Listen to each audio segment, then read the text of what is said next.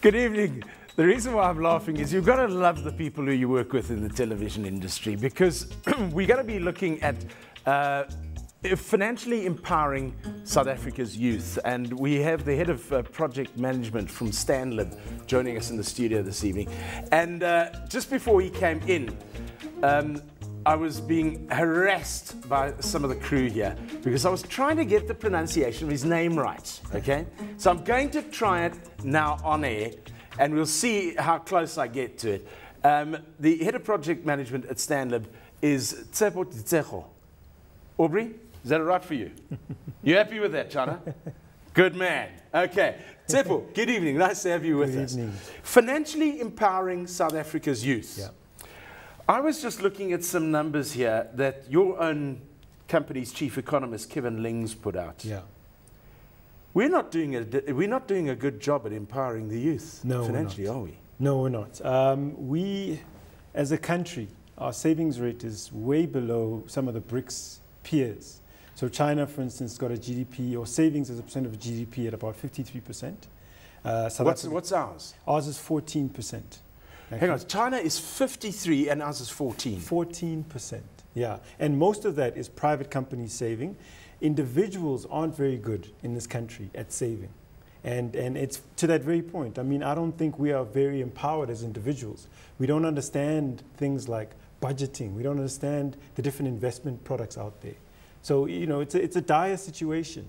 And also, if you look at the debt levels, I mean, last year alone, South Africans took out 73 billion in debt. If you remember 2009, there was a bit of a crisis. Mm-hmm. Okay, the debt in 2009 was 29 million. So we've gone from 29 million up all the way to 73 billion in debt. So South Africans are more and more indebted. And we really need to get this message, especially to the sort of previously disadvantaged community. Okay, we'll get onto that in a moment. Let's just stick with the numbers for a while, because they are scary. Yeah. Kevin's research shows here that over the last 10 years, household debt has risen at an average rate of over 14%. Yeah. By contrast, household income has risen by 10.5% a year. Yeah. So that means that all we're doing is our debt is it's bigger than the income that we're actually earning. That's an unsustainable pattern. Yeah, we can't continue on at this rate, and essentially what you are saying is that, you know, we're funding our lifestyles with debt, because essentially our income is not growing at the pace that our debt levels are. And, you know, with credit cards, you know, the things that are so easily accessible, it's making it easier for people to go out and get debt instead of just, you know, making sure we tighten our belts and we're more conservative with our spend. And if you look at South Africans, you know, we drive fancy cars. We live in big houses. These are the things that are driving our consumption type behavior. And therefore, because of all the things that we have, we're not able to save, and essentially we have to go and get debt to fund it. We have discussed this issue before on this show, about the fact that there seems to be a tendency, especially amongst the youth, of immediacy in everything. If a new cell phone comes out, I've got to have it. If a new laptop or whatever comes out, I've got to have it. Yeah. That surely must be fueling this debt problem. It is, and I mean, thanks to Apple, but also I think it's bad for them as well. They're kind of fueling this. All the cell phone companies, all the sort of laptop companies are fueling our need to get with the hip and the latest things and the trends. But also, let's look at the cell phone companies as well, because they offer contracts, long-term things which you pay over time. So, you know, all of these companies are fueling our need to actually be more indebted. And funny enough, I mean, what's happened with the good type of debt, which is houses, that slowed down. You know, the National Credit Act came in place, and it actually made it a lot more difficult for people to go get bonds. So what you're seeing is a growth in the credit card, you know, the consumption-related debt, which we consider as bad debt, as opposed to the good debt, which is linked around things which grow in value or grow in asset value. But now, hang on. There are two issues I want to address on this particular one. This conversation is going all over the place. I'm sorry, but that's how it goes sometimes. You know, it's like when you're sitting at a pub having a drink with a mate. Yeah. The first thing is, are the banks not to blame here for going out? They've pulled back because they had to, because of the National Credit Act, on the mortgage side of it. And that was a huge part of their business. Yeah. Are they not now going out and looking for more business and tempting people to spend money in other areas, in a sort of unsecured area? Yeah, look, I think the banks have done a really great job over the years. I don't want to put it to them. I think what's happening is that consumers are not prioritizing. They're not tightening their belts. So things like we mentioned, electronics, clothing, food, all the people are going and actually using those, getting debt on those kind of items, which I think boils down to the individual. I don't think the bank is forcing anybody to do anything. No, but hang on. Yeah. No, well, I can, okay, not necessarily a bank, but a major clothing retailer sent my wife a letter a few months back saying, you're a wonderful client and you can now spend up to 16,000 Rand. Yeah. Surely in terms of the National Credit Act, that's not allowed, or is it? Yeah, look, as long as they go through the process, as long as they assess your ability to afford that debt, then they've done their part. And I'm hoping, and I'm pretty certain that they're following that process. However, you're right. There is a lot of temptation that's being put out there. And consumers are biting, and they're taking whatever they can. And remember, there's also an informal sector as well. That we haven't spoken about. Yeah, I want to get to that in a while. Okay. Yeah. Okay. But I want to stick with this particular one because another thing that my wife got literally in the last week, I think it was her cell phone rang, she answered it, and it was a voice recording of a company offering her a product and a service. Okay. And to me, that is, who do you report these sort of things to?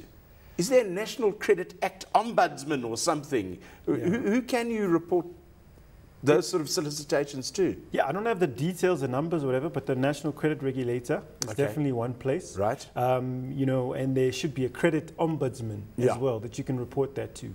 I know myself, in the mail every month, I do get a free credit card that's sent to me. You know, personal loans that are offered to me. And I think the trick for the viewers out there is just not to fall into that trap. And I think the viewers have got to be the ones that actually say no. So when you hear that recording, you just turn off, you know, hang up your cell phone and you just move on and just make sure that you got your life in order. Okay, right. Now, let's then move on to what we actually came here to discuss this evening, the youth and also the informal sector. Yeah. And almost the previously disadvantaged sector in terms of people who have not had exposure to banking products because of where they live and how they live. Correct. Right. Now, if we're looking at those sectors, surely those are the sectors that are the most vulnerable. Indeed. How do we start explaining to the youth of South Africa how to become financially savvy? It was easy in my day. Yeah. If you didn't have the cash in your pocket, you couldn't buy that. Until you had enough money to buy that glass, that glass stayed in the store. Yeah.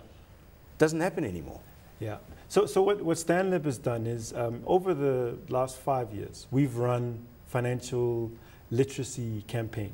And we have done it in the form of a facilitator and a PowerPoint presentation. And in terms of effectiveness, it hasn't always been effective. In there, you've got all your topics. So you've got how to budget, how to set goals, what the different savings products are, why it's important to save.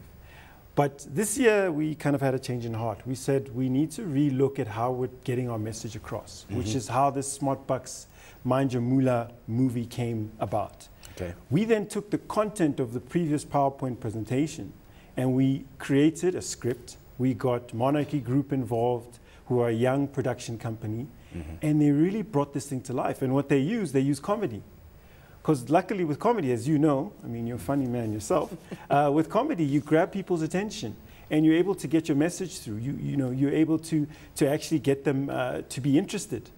So we created this 1-hour movie, which we're now going to take across the country. We've got a partnership with the Department of Education. Right. They help us identify the schools. And our target for this year is to get to 15,500 kids with a simple message that is, captures them with comedy. And then we've also got a booklet as well that re-emphasizes everything we discussed in the movie. Is this